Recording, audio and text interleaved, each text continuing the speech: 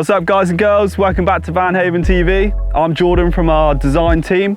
Today we're checking out Matt's hybrid mountain bike, dog carrying, go anywhere vehicle. We're gonna go back to Tom in the workshop, check out what's inside, but at the moment, we're out in the beautiful countryside of Dorset. It's just awesome, come check it out. Oh, again.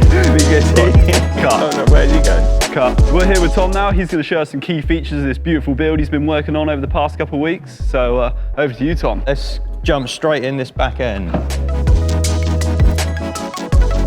God, look at that. That's a tight fit. Yeah, it is a very tight fit. This is actually the customer's bike, so I could build it around his bike. Awesome. But we need to just touch base with the dog crate. So the dog crate was the main part of this build. It needed to be 1200 by 800 internal base. Crikey, what dog's he got going in there? I think it's a Great Dane. No. But it's a very old dog. So again, there's a little access point in the front, but we'll go around and take a look in a second. In here, we have a cooker. Awesome. We've got storage in here. So again, customer wanted storage specifically for bottles. Okay. So there's a storage that's big enough and deep enough for their bottles. What bottles is he putting in there? Beer bottles, I hope. Yeah. And then in this one, it's storage for whatever they need to put in there. At the moment, there's just part of the cooker setups in there. And then the cooker itself is on a razor table. So it pops up. It does also go a lot higher. I mean, you're not really going to cook up that high. Yeah, it's a bit tall for me. I mean, well, it's a bit short for me as well, to be honest. So that's the cooker setup. The gentleman himself, Matt, is actually quite tall. So he wanted it to be able to come up to a bit more of his level. Awesome. So we worked on that one. And what's this on the side here? It looks like a flip-out table. Yeah, a little flip-up table. So a little bit more cooking space, storage space, resting space, pop a drink on there, chill, that sort of thing. So this pipe, this is the gas pipe. Okay. Yeah. Where does it go? Where's the gas bottle? Oh, in here. So it pops on there, you've got quick release, and that pipe sends itself down to the other end where the gas bottle is. One of the struggles of this build was the size of the bike. This is a XL frame, so it's a rather large bike, 29-inch wheels, etc. So it's quite a big bike frame. I wanted to try and make it as easy to put in and out as possible, but without having to take both wheels off. I could have just cheated, taken both wheels off, and then you can just pop your bike in, easy peasy. But I wanted to try and make it a little bit quicker for him. So the mounting point had to be raised up this end. So we used the cutouts from the doors, which I thought was a nice touch. So I'm just gonna take this out quick for you. So it's attached with the bit for the bike, and then this bit is a little bit tricky, but can be done. You've done that a few times before, haven't you? No, actually. First time was this morning. And then obviously putting the wheel on, pop the spindle through, etc., etc. On top of the already awesome storage inside this drawer, yeah, I see there's another pull-out drawer for storage here as well. Just talk us through that one. Yeah, another big pull-out drawer system. Again, customer wanted to be able to store all sorts of bits and pieces.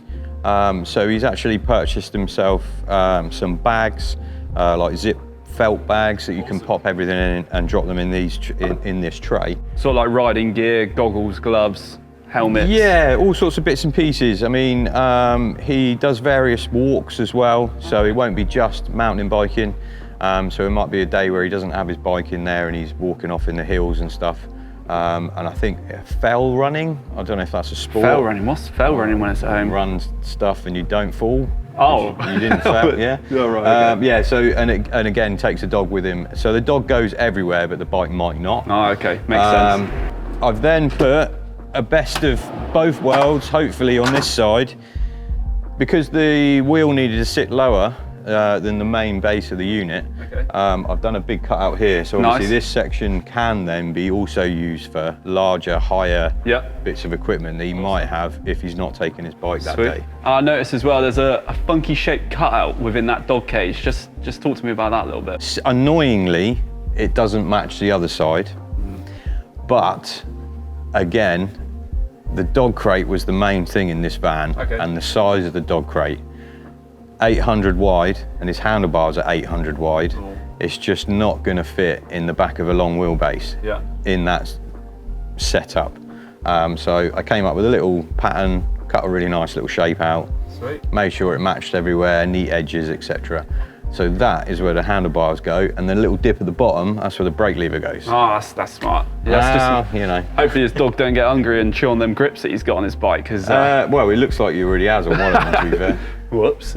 I see as well that there's some LED light bars within that cage. Just yeah. I feel like we need to go and have a look at that. Yeah, you need to jump in and have a little look. So they're on the courtesy.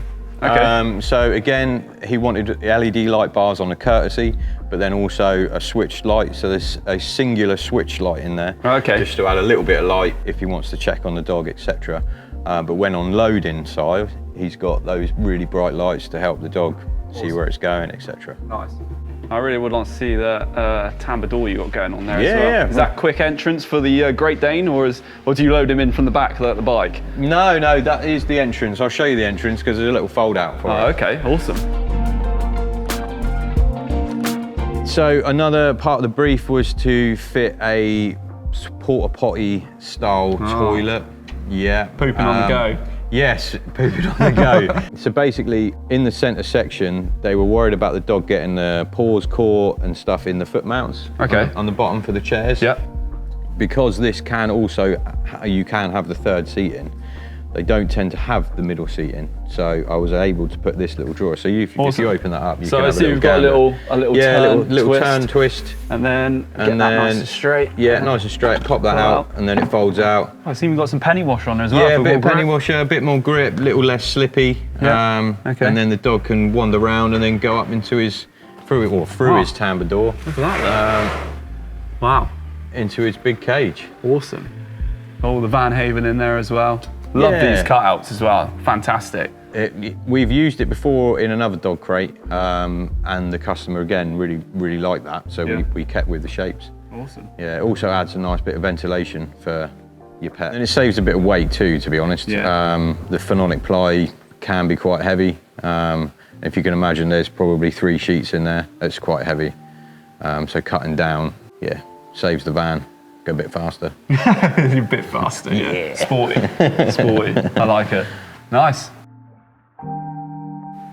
Okay, thanks for showing us around, Tom. Did an awesome job there, mate. And thanks, buddy. I'm sure the dog's gonna be extremely happy in his little cage he's got there. Hopefully the owner is as well, to be fair. Fingers crossed. Wow, I mean, fingers crossed. I'm pretty confident, but now we're gonna go and take her out on the road and see how she drives. Yeah, get out and see how it works. Fantastic. All right. Cheers, mate. No worries. See you in a moment.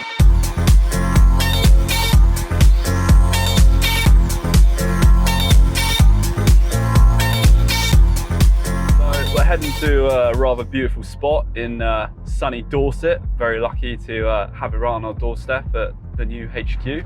I brought Max out for a drive so he can feel out this awesome suspension that's installed on this vehicle. Very progressive, works extremely well down these bumpy little roads that we've got as well. You know, and Matt's going to be using this vehicle to go out and do his fail walking, as Tom said, and also to take his lovely dog out for some walks. So I can imagine he's going to be tackling some of these tight country lanes to get to his designated spot.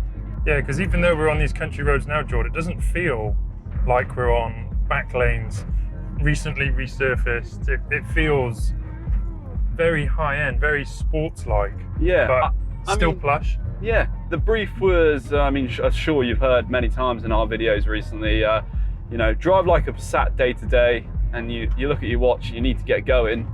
You know, you put your toe down a little bit and she stiffens up, and she drives a little bit more like a GTI, which, you know, Volkswagen, GTI, Transporter, they're all the same thing once you got the suspension involved. Yeah, and I mean, it feels like it. You could easily daily this van. Like, I would have no problem taking this off-road, up-road, obviously not fully off-road, but these kind of back lanes it seems ideal for. Oh, she's eating it up, absolutely eating it up, you know. And we're driving luxury. We've got our captain seats, we've got the aircon blowing, you know, this fantastic, you know, Van Haven leather that we've got as well, with that secret memory foam backing on there is just, it's just comfort and style. I am comfortable. I am very comfortable. But I was going to ask you, because obviously you've been in both sides of the business. Now obviously you're a lot more customer facing, but you obviously were in the workshop for a long time. So you've seen lots of different suspension systems, air suspension, our own ED73 suspension, standard suspension, some eBay specials I'm sure that people have tried to fit on and you've had to fix and replace. So how do you find that this suspension? This, in comparison to any other system that I've driven, coilover wise, is second to none. You know, it's uncomparable. You've got your big names out there like Bill Steen and Coney and, you know, all the rest of it. But I mean, this just really doesn't compare. It's in a league of its own. You know, it's not bangy, it's not crashy, and coilovers scare people sometimes, thinking they're going to get these loud bangs, given the experience of a cheaper set of coilovers. But with this suspension, honestly, it's just fantastic. You know, it's absolutely fantastic. Doesn't quite compare to VB. VB's again on another level, being that it's the air suspension, but for a coilover system at a reasonable price, you know, it's unmatched. Not only that, you get the comfort, but you also get that awesome beauty of the stance from outside the vehicle. You know, she's sitting extremely level, real nice and low. It's just fantastic. Yeah, and the whole van is a lovely place to be. Obviously, we've got the Alcantara cab, got digital dash, sat nav, media plus. I just can't think of a more practical van. Parking sensors. Parking sensors, at least you know they work. Yeah, good test run there. That's it.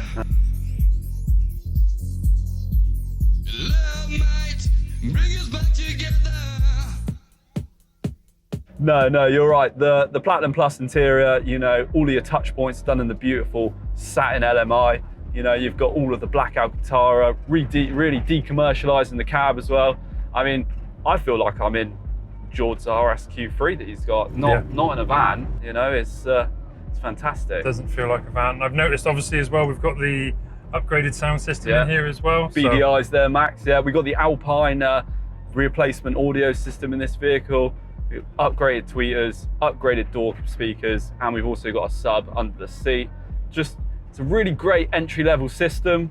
You know, it really crispens up the music and really hits all those notes that you kind of miss from the factory transport system. Nonetheless, the factory transport system is fantastic, don't get me wrong, but for a van, it's easily one of the best standard sound systems out there. But if you're any kind of audiophile or just like that little bit more, then these systems really do give you that extra. We can envision this now. You're out in the middle of the woods somewhere, you've got your mountain bike in the back, your dog with you, you pull out that draw system, cooker going, good audio.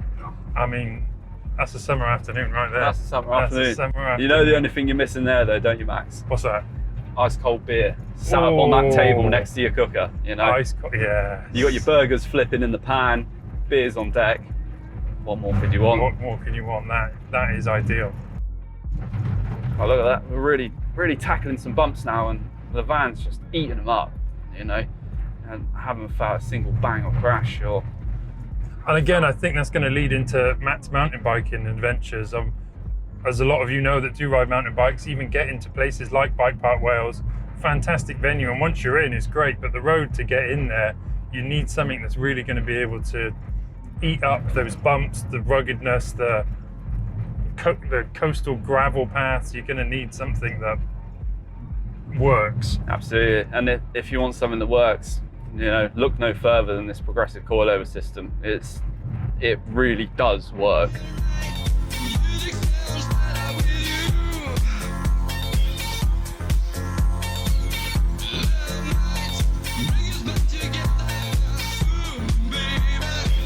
Thanks everyone for watching. I hope you really enjoyed this video. If you're interested in a bespoke build like this, we've got over 100 vans in stock, ready and waiting. So pick up the phone, give us a call. We'd be happy to help.